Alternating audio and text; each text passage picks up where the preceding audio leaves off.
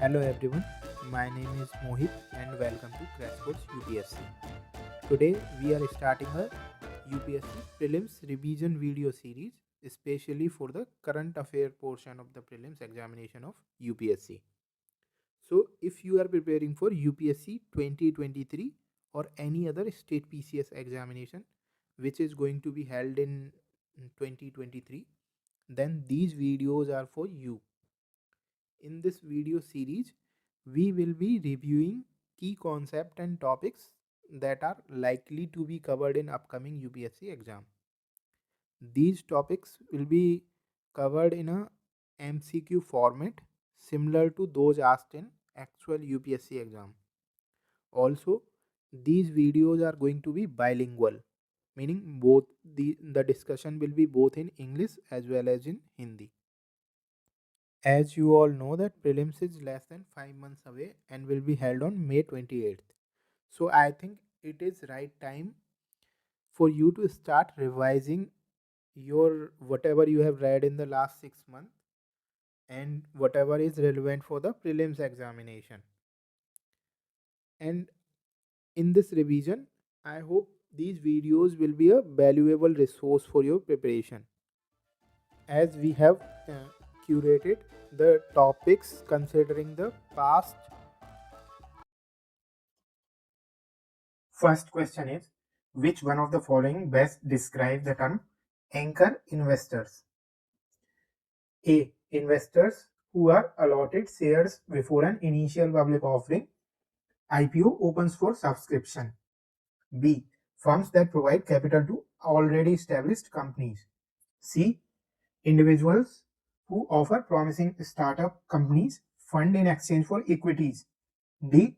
Investors who seek to invest in companies through a non-publicly traded source of capital. तो जैसे कि आपको पता है आईपीओ होता है, आईपीओ में यानी कि इनिशियल पब्लिक ऑफरिंग, कोई भी कंपनी जब पब्लिकली लिस्टेड होती है तो सबसे पहले पब्लिक को इनिशियली कुछ शेयर्स ऑफर किए जाते हैं, जैसे जितना भी वैल्यूएशन है उसका, जितना कंपनी का 10% 20%, वो जो कंपनी मार्केट में लिस्ट करती है अपने शेयर्स, तो कुछ ऐसे इंस्टीट्यूशनल बायर्स होते हैं जो लार्ज ट्रांजैक्शन करते हैं। कितना लार्ज ट्रांजैक्शन करते हैं उसकी मिनिमम लिमिट सेबी डिसाइड करती है। सेबी जब, जैसे कि अभी सेबी ने 10 करोड़ रुपए के लिमिट डिसाइड की है, अगर कोई मिनिमम 10 करोड़ रुपए इन्वेस्ट करना चाहता है, कोई कंपनी जो आईपीओ लेके आ रही है, तो ऐसे इन्वेस्टर्स को पब्लिक ऑफरिंग से पहले एक चांस दिया जाता है शेयर खरीदने का, तो उनको आईपीओ से पहले शेयर अलॉट हो जाता है, तो ऐसे इन्वेस्टर को एंकर इन्वेस्टर बोलते हैं। Investors who are allotted shares before an initial public offering opens for subscription. इसके अलावा क्या है, इनको 30 डे का लॉक इन पीरियड होता है। शेयर अलॉट होने के 30 दिन के अंदर, 30 दिन तक वो शेयर्स बेच नहीं सकते मार्केट में।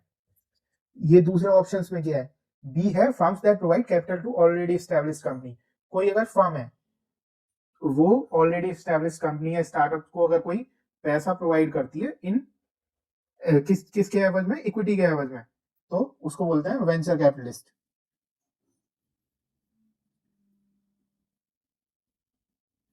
अगर ये तो कंपनीज प्रोवाइड करती हैं कैपिटल, अगर कोई इंडिविजुअल सेम कैपिटल प्रोवाइड करता है स्टार्टअप्स को, उसको एंजल इन्वेस्टर बोलता है।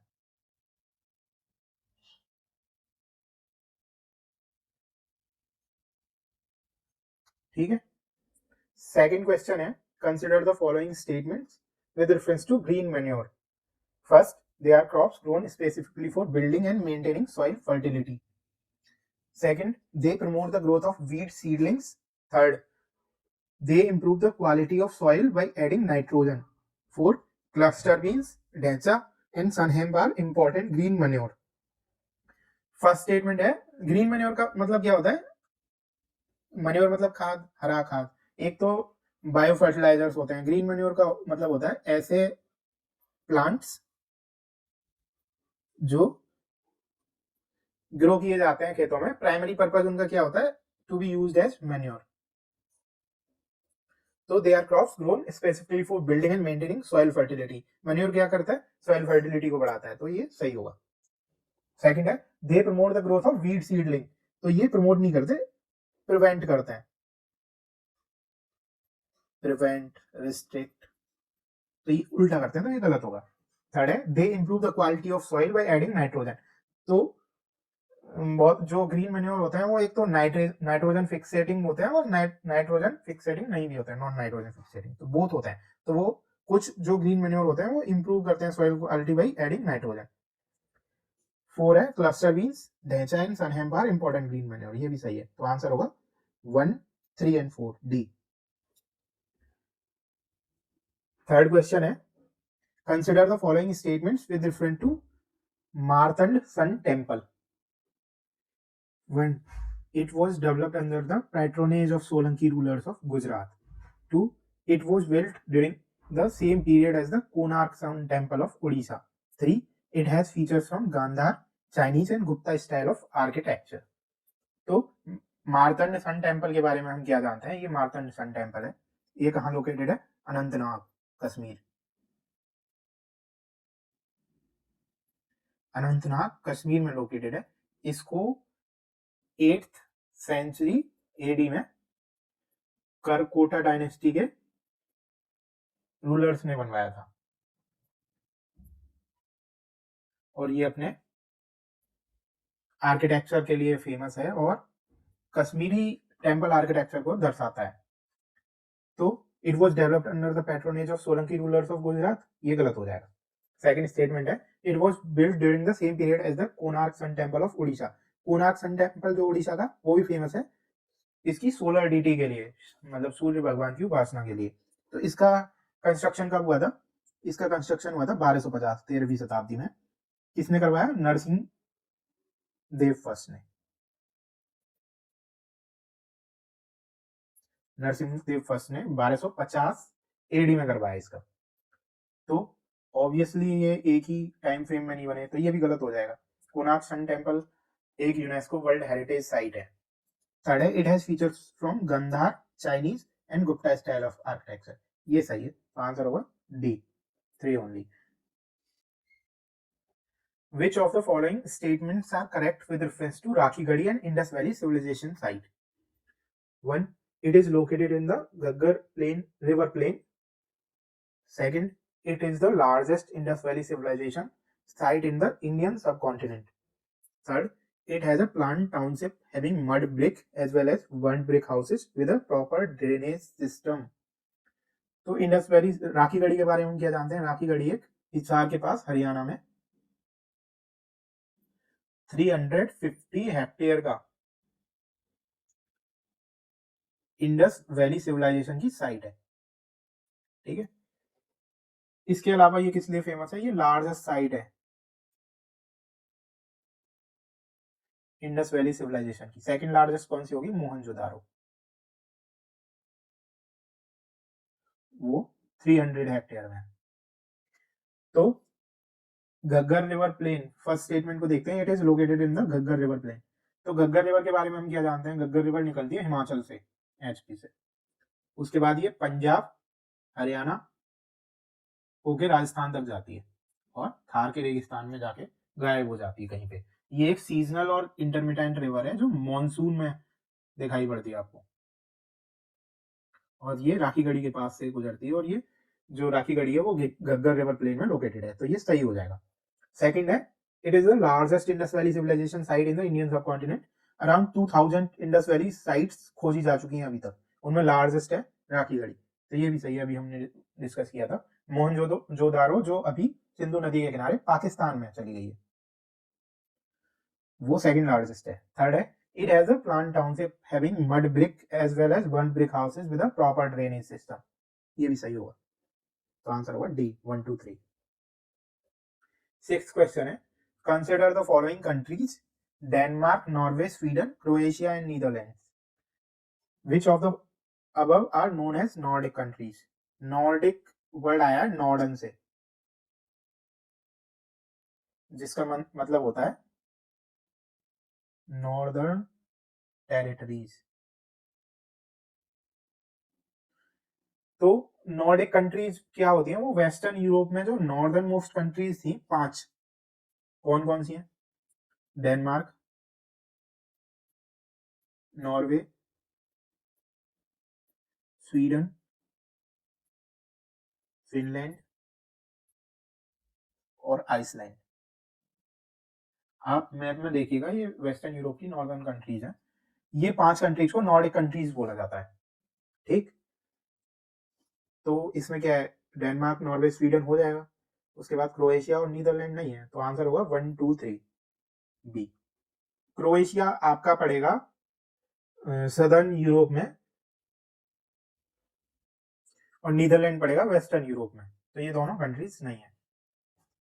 ठीक, black window winery sometimes seen in the news is related to A, a rapidly spinning neutron star or pulsar, B, an advanced computing system based on binary data, C, a new species of spider, D, an atomic particle bound with a particle of similar mass। तो binary किसको कहते हैं? Binary होता है कोई जो, एक तो बाइनरी कोड हुआ जिसमें 0 या 1 का यूज होता है, उसके बाद कोई भी ऐसा सिस्टम जिसमें 2 पार्ट्स होते हैं उसको बाइनरी बोलता है। ब्लैक विडो क्या होता है? ब्लैक विडो एक न्यूट्रॉन या स्टार होता है,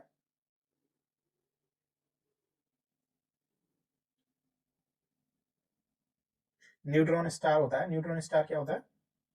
ऐसा स्टार जो अपने, जिसका फ्यूल खत्म होने के बाद वो अपने आप में ही कोलैप्स कर गया हो, तो उसका साइज तो बहुत छोटा हो जाता है, लेकिन मास, क्योंकि स्टार्स का मास बहुत ज्यादा होता है तो उनकी डेंसिटी बहुत बढ़ जाती है। तो अगर ये कोई न्यूट्रॉन स्टार किसी दूसरे स्टार के आसपास चक्कर लगाता है तो वो कुछ टाइम में उसको निकल जाएगा, तो इसी को बोलते हैं ब्लैक विडो बाइनरी। ऐसा ही एक black window binary recently NASA ने खोजा था, तो इसलिए ये न्यूज में था। तो आंसर होगा ये रैपिडली स्पिनिंग न्यूट्रॉन स्टार और पल्सर, तो rapidly spinning around another star. ठीक, 8th है, consider the following would, wheat, corn, sugar beet, cassava, which of the following can be used to produce ethanol। Ethanol क्या होता है? Ethanol होता है एक बायोफ्यूल। और ये न्यूज में क्यों है? क्योंकि गवर्नमेंट ऑफ इंडिया एथेनॉल के प्रोडक्शन को बहुत बढ़ावा दे रही है, और इनका टारगेट है 2025 तक 20% ब्लेंडिंग का पेट्रोल में।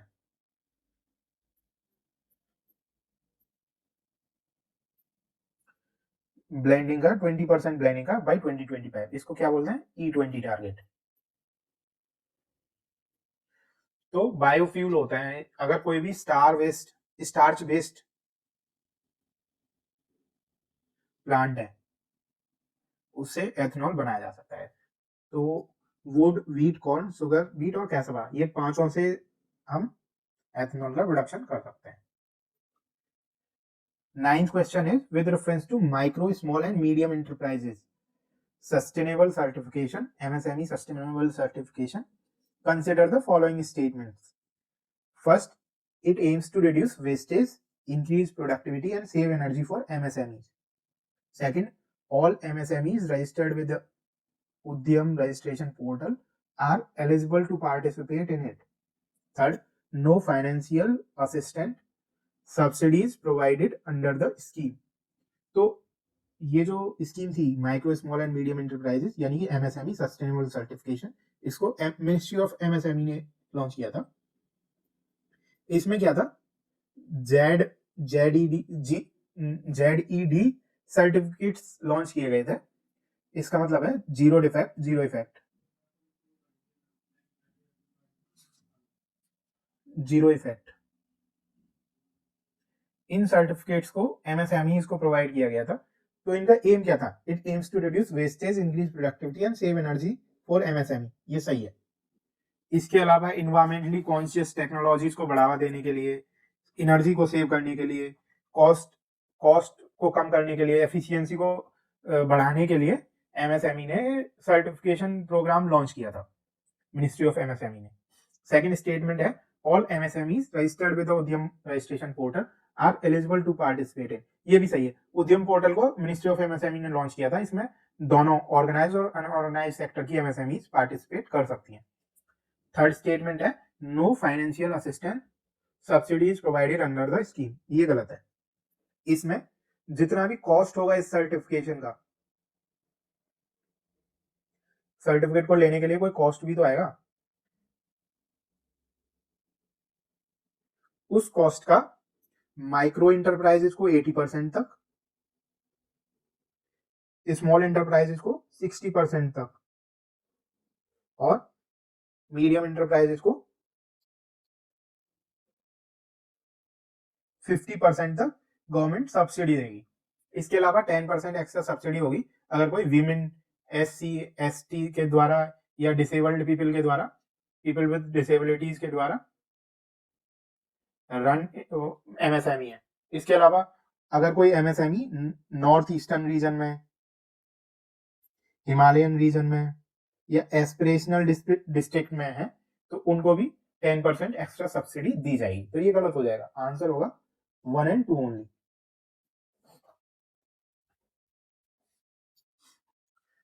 10th question is,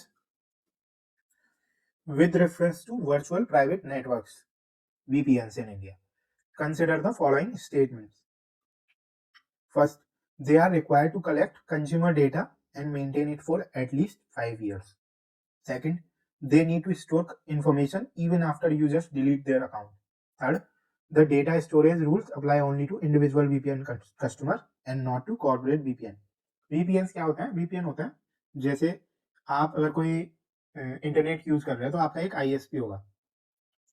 अगर आप VPN यूज नहीं करते तो ISP को मालूम होगा कि आपका IP एड्रेस क्या है, उसके अलावा आपने क्या क्या एक्सेस किया, कौन सी साइट एक्सेस की है। सिमिलरली जिस भी साइट को आप एक्सेस करते हो, जैसे आपने फेसबुक को एक्सेस किया तो फेसबुक वालों को मालूम होगा अब आपका IP एड्रेस क्या है, आप कहाँ से ऑपरेट कर रहे हो, आपकी लोकेशन क्या है। लेकिन अगर आप VPN यूज करते हो तो ये क्लाइंट हो गया, तो जितना डेटा होगा वो VPN के पास जाएगा पहले, और उसके बाद VPN, जैसे ये फेसबुक हो गया तो फेसबुक वालों को आपकी लोकेशन या आपका IP एड्रेस मालूम नहीं पड़ेगा, ये मालूम पड़ेगा कि VPN के थ्रू किसी ने एक्सेस किया है। सेम केस ISP का होता है। ISP होता है इंटरनेट सर्विस प्रोवाइडर, ISP का होता है, उसको भी मालूम नहीं पड़ेगा आपने क्या एक्सेस किया है। तो VPN का यूज होता है IP एड्रेस को हाइड करने के लिए, डेटा सिक्योरिटी के लिए। तो बहुत सारे VPNs होते हैं, नॉर्ड VPN हो गया, एक्सप्रेस VPN हो गया, सर्फसार्क हो गया। तो अभी हाल ही में MeitY ने, ministry of electronics and information technology, MeitY, इन्होंने कुछ गाइडलाइंस इश्यू की थी जो VPNs इंडिया से ऑपरेट कर रहे थे उनके लिए। First, they are required to collect consumer data and maintain it for at least 5 years। ये सही है, 5 साल के लिए कोई भी कंज्यूमर डेटा आपको मेंटेन करना पड़ेगा, मतलब उसका किस आदमी ने क्या यूज किया है, उसका ईमेल क्या है, उसका फोन नंबर क्या है, लोकेशन क्या है, IP एड्रेस क्या है। उसके बाद they need to store information even after users delete their account. आपने किसी VPN पे अकाउंट बनाया, VPN होस्ट पे अकाउंट बनाया, उसके बाद आपने उसको यूज किया 1 महीने के लिए, लेकिन अगर आप डिसकंटिन्यू कर देते हो सर्विस को और अपना अकाउंट डिलीट कर देते हो, फिर भी VPN जो सर्विस प्रोवाइडर है उसकी रिस्पॉन्सिबिलिटी बनती है कि अकाउंट डिलीट होने के बाद भी आपका डेटा जो आपने 1 महीने में जो भी यूज किया सर्विस के टाइम पे उसको मेंटेन करे। कब तक? 5 साल तक। ये भी सही होगा। थर्ड है, the data storage rules apply to individual VPN customers and not corporate VPN। Corporate VPN का मतलब होता है, सॉरी ये सही है, कॉर्पोरेट VPN का मतलब होता है जो कंपनीज VPN यूज करते हैं अपने एम्प्लॉइज के लिए, अपने काम के लिए, कॉर्पोरेट जो भी काम होता है उसके लिए। तो कॉर्पोरेट VPN पे अप्लाई नहीं होगा, केवल इंडिविजुअल VPN पे अप्लाई होगा। तो ये गाइडलाइंस इश्यू की थी। तो इस बात को लेके बहुत सारी VPN जो ऑपरेटर्स हैं, VPN कंपनीज हैं, उन्होंने अपने डेटा सेंटर्स को इंडिया से बाहर ले जाने की बात की है। With reference to monkeypox, consider the following statements. It is a viral zoonosis with symptoms similar to those seen in smallpox patient. Second, there is no evidence of human to human transmission of the disease. तो monkey pox के बारे में हम क्या जानते हैं? Monkey pox एक disease है जो एंडेमिक है वेस्ट एंड सेंट्रल अफ्रीका में। सबसे पहले मिला था ये 1970 में DRC में, डेमोक्रेटिक रिपब्लिक ऑफ कॉन्गो में। अभी रिसेंटली बहुत सारे नॉन एंडेमिक कंट्रीज में, यानी कि जून के अराउंड, बहुत सारे मंकी पॉक्स वायरस के केस मिले थे। तो ये वायरस सबसे पहले मंकी से ट्रांसफर हुआ ह्यूमन में, तो इसलिए इसका नाम मंकी पॉक्स है। इसके सिम्टम्स क्या हैं? फीवर होगा, हाई फीवर होगा, रैशेज होंगे, म्यूकस, ये प्राइमरी सिम्टम्स हैं इसके। तो हमारा फर्स्ट स्टेटमेंट है, it is a viral zoonosis. Viral zoonosis क्या होता है? ऐसे वायरस जो एनिमल से ह्यूमन में, जिसका प्राइमरी कैरियर होता है वो एनिमल होता है, उससे ह्यूमन में ट्रांसफर होता है। प्राइमरी कैरियर एनिमल होता है, फिर ह्यूमन में ट्रांसफर होता है। इसका प्राइमरी कैरियर क्या था? मंकी, उसके बाद आदमी में ट्रांसफर हुआ, तो ये वायरल जूनोसिस है। तो फर्स्ट स्टेटमेंट का पहला पार्ट सही हो गया। विद सिम्टम्स सिमिलर टू दो seen in small pox. Small pox के सिम्टम्स क्या होते हैं? फीवर, रैसेस, ये थे, तो स्टेटमेंट 1 सही है।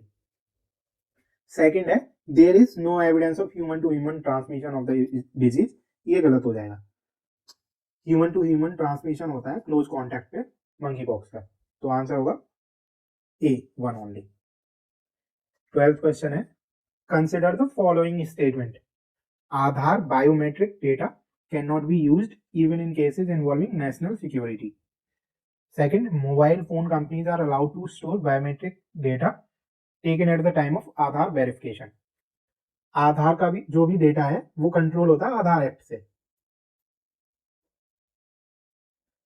और डेटा कहाँ स्टोर होता है? UIDAI के सर्वर पे।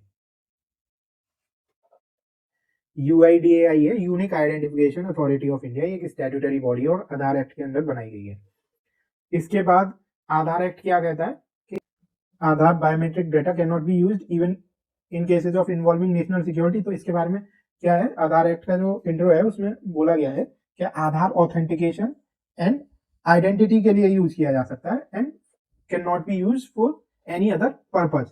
ठीक है, लेकिन जो सेक्शन 33 है सेम एक्ट का, उसमें एक एक्सेप्शन प्रोवाइड किया गया है।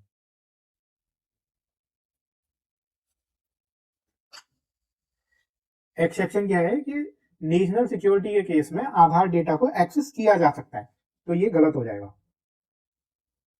क्योंकि नेशनल सिक्योरिटी के केस में according to section 33 of Aadhaar act Aadhaar data can be accessed.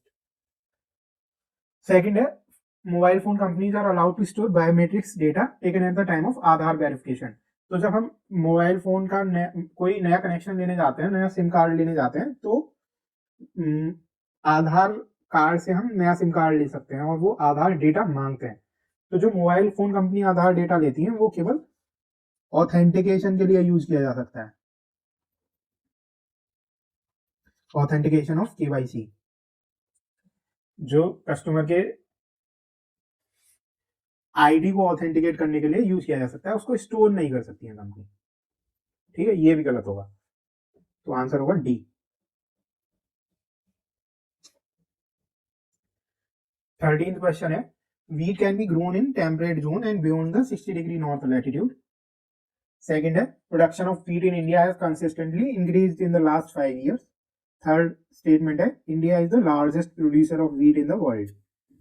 तो पहला स्टेटमेंट सही है, wheat ट्रॉपिक से टेम्परेट जोन्स और इवन सब पोलर जोन्स में भी ग्रो किया जा सकता है, जैसे कि रशिया में वीट होता है, मोस्टली सब पोलर एरिया है, टेम्परेट या सब पोलर एरिया है। रशिया थर्ड लार्जेस्ट प्रोड्यूसर है वीट का, तो फर्स्ट स्टेटमेंट सही है। सेकंड है, production of wheat in India is consistently increased for the last 5 year. ये भी फैक्चुअल स्टेटमेंट है, लेकिन जैसे कि इंडिया में लास्ट 5 ईयर्स में ना तो कोई ज्यादा बड़ा ड्रॉट आया है, ना ही कोई ड्रामेटिक चेंज आया है क्रॉपिंग पैटर्न में, तो आप सोच सकते हैं, लगा सकते हैं ये कि हाँ 5 साल में कंसिस्टेंटली इंक्रीज हुआ है वीट प्रोडक्शन। थर्ड है, India is the largest producer of wheat in the world. China is the largest producer of wheat. China सबसे बड़ा प्रोड्यूसर है, इंडिया सेकंड लार्जेस्ट है, फिर रशिया है, उसके बाद 8th नंबर पे यूक्रेन पड़ेगा आपका। अब क्योंकि यूक्रेन और रशिया में कन्फ्लिक्ट था, तो वीट का सप्लाई पे बहुत ज्यादा एडवर्स इम्पैक्ट पड़ा था, इसी वजह से ये बहुत ज्यादा न्यूज में था, तो आंसर होगा 1 and 2 only. India second largest होगा। ठीक। 14th क्वेश्चन है, विद रेफरेंस टू प्रोजेक्ट वॉल्डेक consider the following statements. First, it aims to set up simulation based training center for soldiers that use a combination of virtual reality and augmented reality. Second है, it is being developed under the Ministry of Defense. तो project वॉल्डेक जो है वो ministry of home affairs के अंदर एक project है जिसमें जो सोल्जर्स हैं मेनली मतलब स्टार्टिंग में सीएपीएफ वाले, उनको एआई का यूज करके वीआर और ऑगमेंटेड रियलिटी के कॉम्बिनेशन से ट्रेन किया जाएगा। सिम्युलेशन है ये, तो ये फर्स्ट सही है, इसमें एआई का यूज होगा, ये भी आप ध्यान रखिएगा। सेकंड है, it is being developed under the ministry of defence, ये गलत होगा, ministry of home affairs, home ministry MHA, तो आंसर होगा वन ओनली। 15th क्वेश्चन है, with reference to world economic forum consider the following statements. 1, it is a treaty-based intergovernmental organization. Second, it has permanent observer status at the United Nations. Third, it has launched global future councils to promote innovative thinking for an inclusive and sustainable future. तो world economic forum के बारे में हम क्या जानते हैं? 1971 में Geneva में क्लाउस श्वाब ने वर्ल्ड इकोनॉमिक फोरम की स्थापना की थी। ये एक थिंक टैंक है और not for profit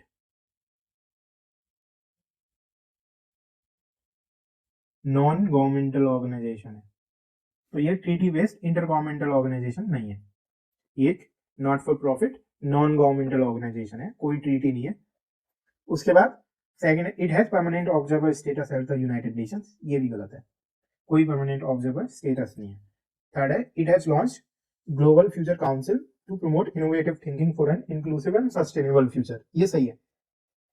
global future council एक 600 मेंबर थिंक टैंक होगा जिसमें वर्ल्ड लीडर्स होंगे, कॉर्पोरेट लीडर्स होंगे, उसके बाद एकेडमिक्स होंगे,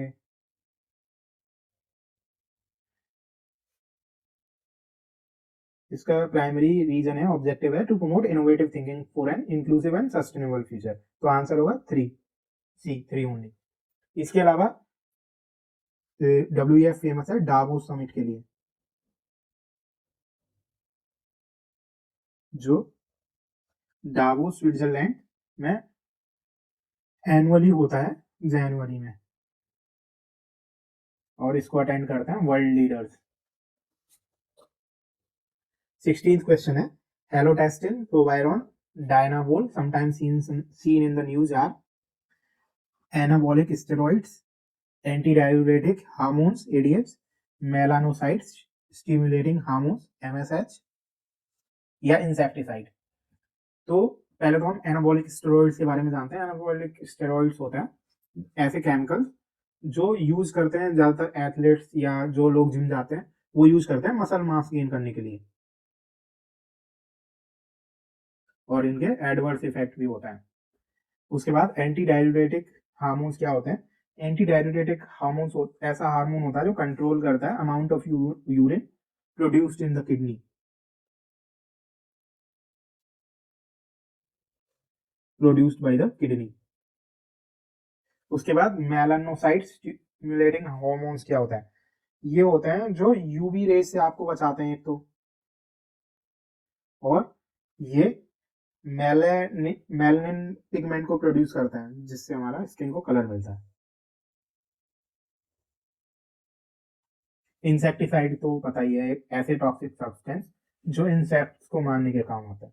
तो हेलोटेस्टिन, प्रोवायरॉन और डायनाबोल क्या है? ये एनाबॉलिक स्टेरॉइड्स हैं मसल मास गेन करने के लिए। एथलीट्स या जो लोग जिम जाते हैं वो प्राइमरीली यूज करते हैं। Next question is 18, green strategic partnership is sometimes seen in news with reference to which of the following countries group? India, Denmark, India, Canada, the European Union, what? India, Denmark, के बीच में एक green strategic partnership हुई है, उसका primary objective होगा climate change या climate resilient technology पे काम करना, उसके अलावा इकोनॉमिक टाइज को बढ़ाना, ग्रीन ग्रोथ को बढ़ावा देना दोनों कंट्रीज में, और पॉल्यूशन के ऊपर डिस्कस करना। तो इसका आंसर होगा इंडिया एंड डेनमार्क। उसके बाद इंडिया एंड कनाडा के बीच में भी कुछ MOU साइन हुए थे। इंडिया यूरोपियन यूनियन के बीच में एक FTA पे डिस्कशन चल रहा है जो आने वाले कुछ टाइम में साइन हो सकता है। क्वाड एक इनफॉर्मल स्ट्रेटेजिक ग्रुपिंग है 4 कंट्रीज की, जो 4 मेजर रीजनल पावर्स की, जो इंडो पैसिफिक में है,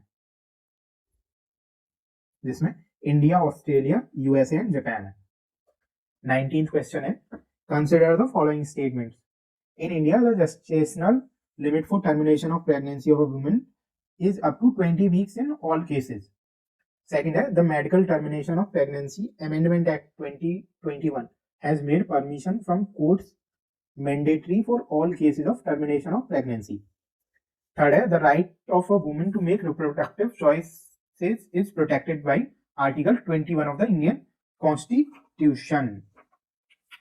तो हम ये जो medical termination of pregnancy act amendment act है, इसके बारे में क्या जानते हैं। इसने medical termination of pregnancy act 1971 को अमेंड किया है।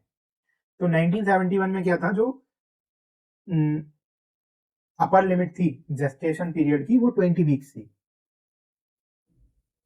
इसको बढ़ा के 24 वीक्स कर दिया है। उसके बाद 20 वीक्स के लिए भी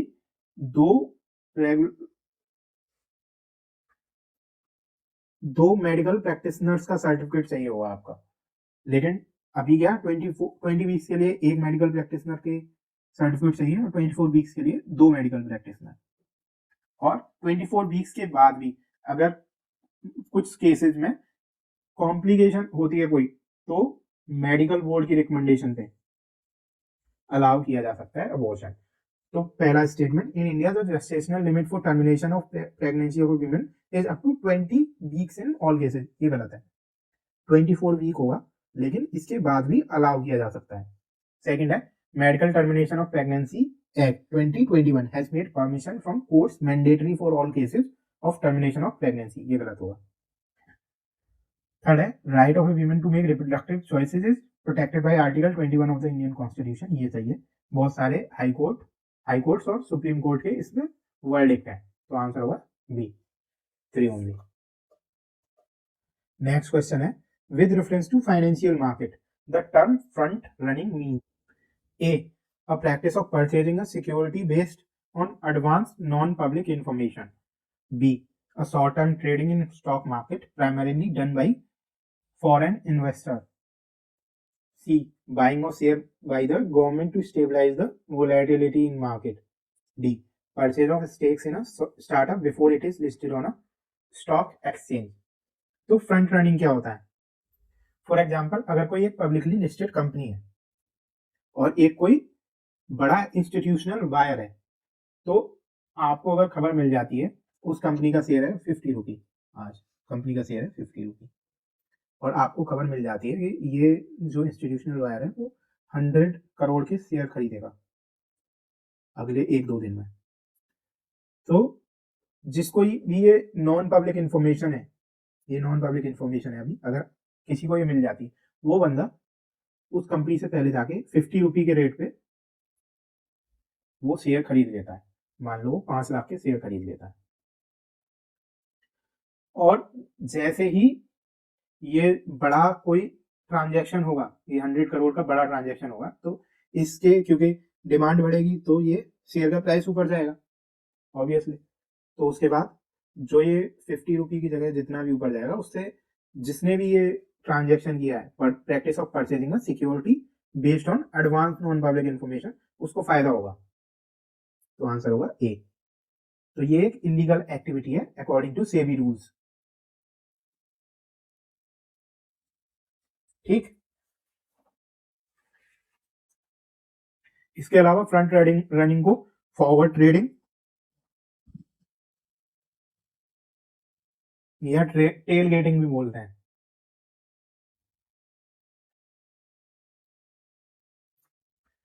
next question, 21. Which of the following are most likely impact the climate change on marine biodiversity? First, tropical waters will experience greater loss of biodiversity than the polar regions. Second, marine species metabolic rate will decrease with the increase in water temperature. Third, it can result in the migration of some species towards the polar region. Fourth, it may lead to an increase of methyl mercury in human tissues through food chains. तो पहला statement है tropical water will experience greater loss of biodiversity than the polar region. Tropics में biodiversity ज्यादा होगी तो ज्यादा loss भी होगा ऑब्वियसली, लेकिन पोलर रीजन में अभी इतनी बायोडाइवर्सिटी नहीं है. और हो सकता है कि मान लीजिए कुछ टाइम के बाद जब temperature average temperature polar region में बढ़े और आइस कैप्स मेल्ट होंगे तो वहां चांसेस हैं कि बायोडाइवर्सिटी इंक्रीज होगी. तो ये स्टेटमेंट सही है. वैसे भी कंपैरेटिवली तो ऑब्वियसली बायोडाइवर्सिटी का जो लॉस होगा वो ट्रॉपिक्स में ज्यादा होगा ही. सेकंड स्टेटमेंट है marine species metabolic rate will decrease with the increase in water temperature. Metabolic rate होता है the amount of energy an organism needs to keep body functioning over a period of time. तो जो energy चाहिए होगी जब temperature बढ़ता है तो metabolism rate normally metabolism rate का ये होता है, ये मान लीजिए टेम्प हो गया, ये मेटाबॉलिज्म रेट हो गया. जब टेम्परेचर बढ़ेगा तो मेटाबॉलिज्म रेट भी बढ़ेगा और एक पॉइंट के बाद जाके साफली फॉल होता है. ठीक, तो ये गलत हो जाएगा क्योंकि टेम्परेचर बढ़ने पे मेटाबॉलिज्म रेट बढ़ता है एक पॉइंट तक. तो marine species metabolic rate will decrease with the increase in water temperature. गलत हो गया. वैसे तो आप यहीं से कर सकते हैं, इसमें दो जिसमें गलत है वो ये हो जाएगा, लेकिन हम स्टेटमेंट देख लेते हैं अभी. थर्ड स्टेटमेंट है it can result in migration of some species toward polar region. ये इक्वेटर हो गई, ये ट्रॉपिक्स हो गए, टेम्परेट, सब पोलर और पोलर रीजन, ये पोलर रीजन हो गए. तो average temperature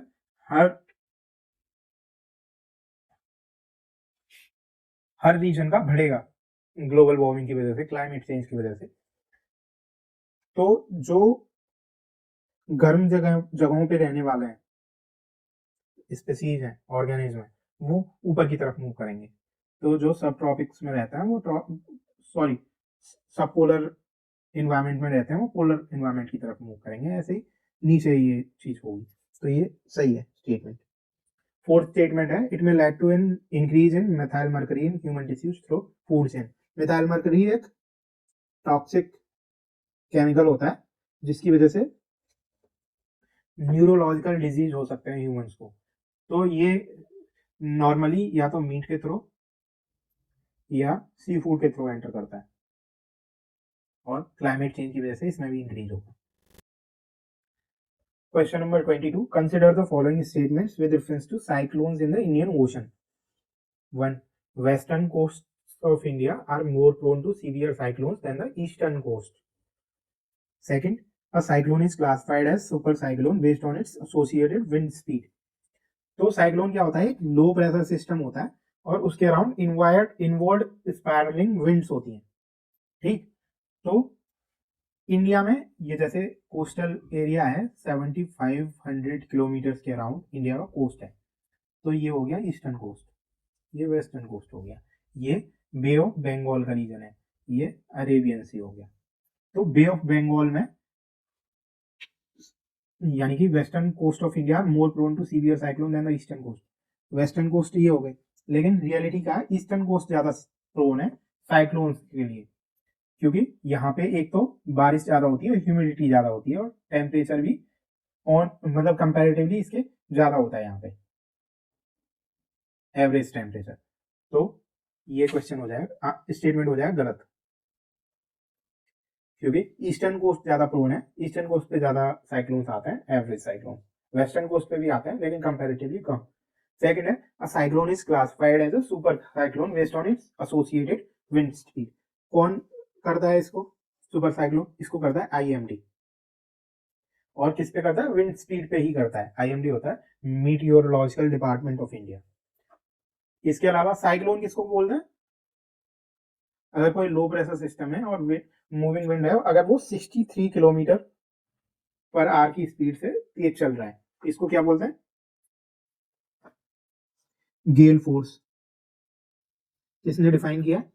WMO, world meteorological organization. ठीक,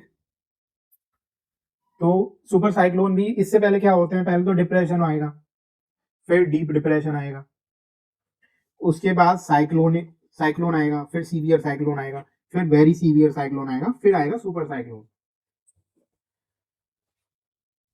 तो सेकंड हो जाएगा सही, आंसर हो जाएगा B, 2। Next question is, with reference to Pradhan Mantri Formalization of Micro Food Processing Enterprises Scheme (PMFME), consider the following statement. It aims to provide direct financial and technical assistance to micro food processing units. Second है, benefits under the scheme are available only to enterprises from the organized sector. Ministry of Food Processing Industry ने आत्मनिर्भर भारत को promote करने के लिए ये scheme launch की थी। इसमें क्या था? एक तो ये जो डायरेक्ट फाइनेंशियल एड प्रोवाइड करी जाएगी और टेक्निकल असिस्टेंस प्रोवाइड कराई जाएगी माइक्रो फूड प्रोसेसिंग यूनिट्स को। लेकिन दूसरा ये है जो ऑर्गेनाइज्ड और अनऑर्गेनाइज सेक्टर में, प्राइमरीली जो माइक्रो फूड प्रोसेसिंग यूनिट्स हैं वो अनऑर्गेनाइज सेक्टर में ही है, अनऑर्गेनाइज सेक्टर में ही है, उनका ही फॉर्मलाइजेशन करना है, प्राइमरी एम ये है। तो दोनों में है और दोनों को बेनिफिट प्रोवाइड करा जाएगा, तो ये गलत हो जाएगा। तो आंसर होगा 1 ओनली। 24th है, blockchain technology can be used in which of the following fields? 1 non fungible token, 2 bitcoin, 3 cross border payment system, 4 fertiliser subsidy management, 5 solar energy trading. तो ब्लॉकचेन टेक्नोलॉजी क्या होती है? ब्लॉकचेन क्या होती है? Blockchain एक distributed database होता है,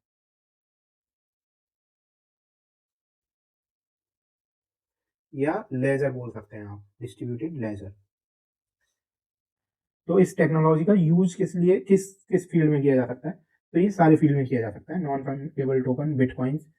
नॉन फंगिबल टोकन होता है अगर कोई आपका एसेट है, कोई भी डिजिटल एसेट है, उसको ब्लॉकचेन का यूज करके, जैसे कि आपकी इमेज है, कोई वीडियो है, कोई ट्वीट है, वगैरह वगैरह कुछ भी हो, उसको ब्लॉकचेन का यूज करके NFT में कन्वर्ट कर दिया जाता है। उसके बाद बिटकॉइन एक क्रिप्टो करेंसी है, उसमें भी ब्लॉकचेन टेक्नोलॉजी का यूज किया जाता है। क्रॉस बॉर्डर पेमेंट सिस्टम के लिए RBI ने अभी एक पेपर पब्लिश किया था recently, cross border payment system में भी ब्लॉकचेन टेक्नोलॉजी का यूज हो सकता है। उसके बाद फर्टिलाइजर सब्सिडी मैनेजमेंट में गुजरात गवर्नमेंट ने ब्लॉकचेन टेक्नोलॉजी का प्रयोग शुरू किया है। सोलर एनर्जी ट्रेडिंग में गवर्नमेंट ऑफ यूपी ने यूज किया है, शुरू किया है। तो ये सारे अभी रिसेंटली न्यूज में थे। तो आंसर होगा D, 1 2 3 4 5। 25th question is, global forest resource assessment which examines the status of forest resources in different countries is released by A. World Forest Resource Institute, B. Food and Agricultural Organization, C. United Nations Environment Program, D. Intergovernmental Panel on Climate Change। तो global forest resource assessment, जिसको state of the world forest report भी बोलते हैं, वो release की जाती है food and agricultural organisation के द्वारा। ये एक स्पेशलाइज्ड एजेंसी है UN की, और रोम में इसका हेडक्वार्टर है, रोम इटली में। इसकी स्थापना हुई थी 16 सितंबर 1945 को, इसलिए 16 सितंबर को ही वर्ल्ड फूड डे मनाते हैं। ये एक बाय एनुअल रिपोर्ट है, यानी कि हर 2 साल में आती है, बाय एनुअल रिपोर्ट है। ठीक,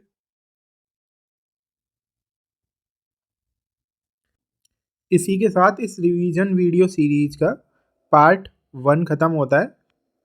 अगर किसी को कोई डाउट है तो वो कमेंट बॉक्स में कमेंट कर सकते हैं, या फिर हमको टेलीग्राम पे टेक्स्ट कर सकते हैं, जिसका लिंक आपको वीडियो डिस्क्रिप्शन में प्रोवाइड किया गया।